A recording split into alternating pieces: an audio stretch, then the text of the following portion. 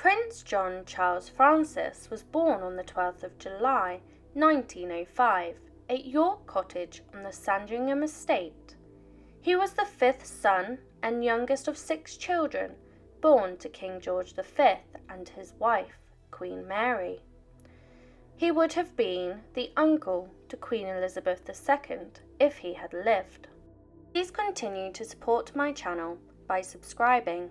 At only 4 years of age, he was diagnosed with a condition, in his case that was life-limiting, called epilepsy. His diagnosis was kept a secret from the public, and he was sent away to be looked after by his governess in Sandringham House until his death at a young age of 13. There was little known of the prince at the time, and his diagnosis and whole existence after this was kept secret from the public. For the first 4 years of his life, his diagnosis was unknown.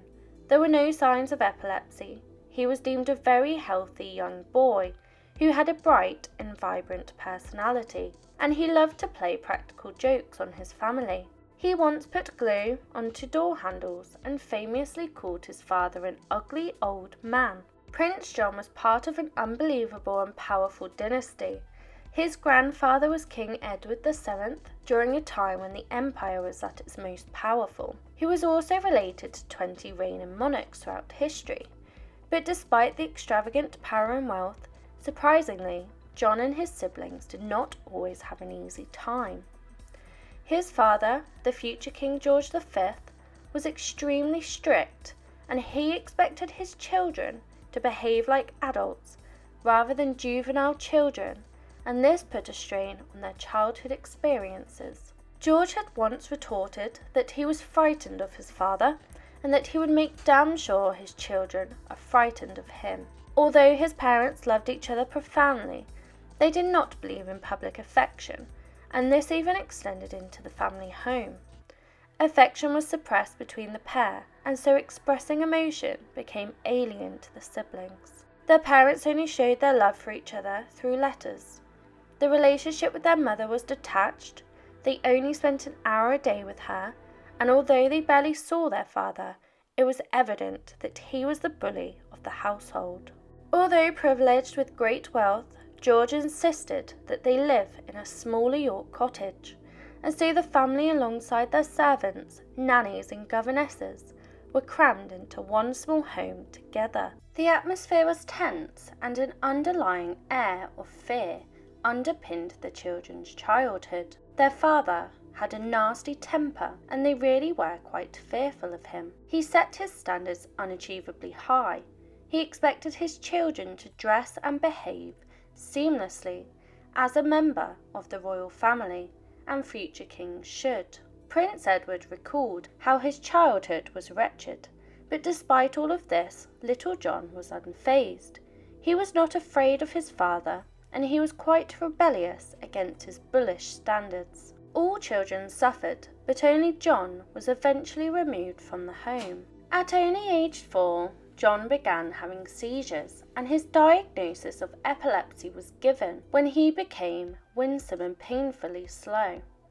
It is alleged that he showed signs of autism as well. During this time, John's father was the Prince of Wales and heir to the United Kingdom's throne. In 1910, the Prince of Wales succeeded to the throne after Edward VII's death, making John 5th in line of succession to the British throne.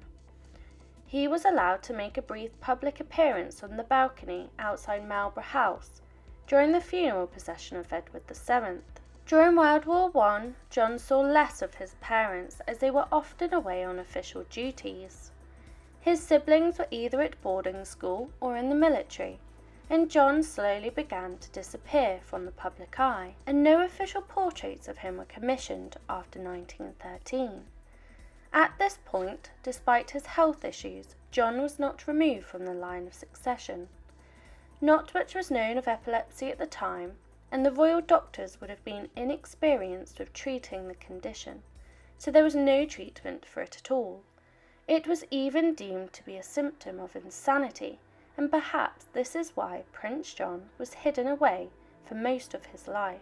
3 years later, in 1916, his seizures became more frequent and much more severe, and this is when he was sent to live at Wood Farm, a farmhouse on the Sandringham estate, with his governess and nanny Charlotte Bill. She was known as Lala by the children, and she was much loved dearly by John, and she had nursed them since babies. John's seizures continued to intensify.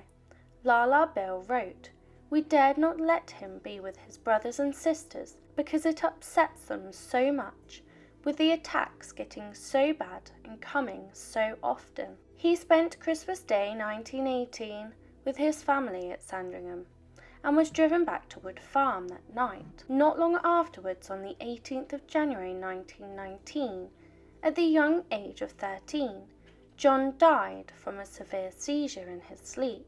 Doctors had told the King and Queen that John wouldn't survive to adulthood, but this admission didn't mean that his mother was not shocked by his death in 1919. She wrote in her diary that it was a great shock, but that his death was a great relief.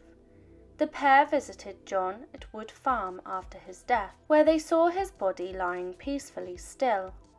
George described his son's death as the greatest mercy possible, perhaps believing he would no longer suffer. The public were unaware why Prince John had been removed from public life.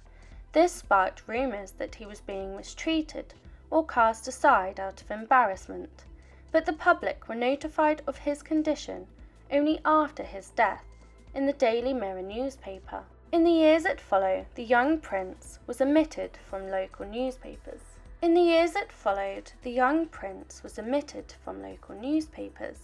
and from the Windsor family tree. Some believe he was written out of history because he wasn't quite up to scratch, and it is easy to forget the child that died in his teenage years. Not only was John hidden away, but he was barely mentioned at all after his death. It was not until 1998, more than 80 years later, that a photo album was found in an attic in Paris that showed John as a little boy enjoying life with friends that were allowed to visit. He was written out of history, but for what motivation is unknown. Were they embarrassed due to a condition that deemed him insane, or was their grief too hard to deal with, so it was easier for his existence to just disappear? Please continue to support my channel by subscribing. Please comment, like and subscribe if you wish for more stories, and leave your suggestions below and I will endeavour to cover them.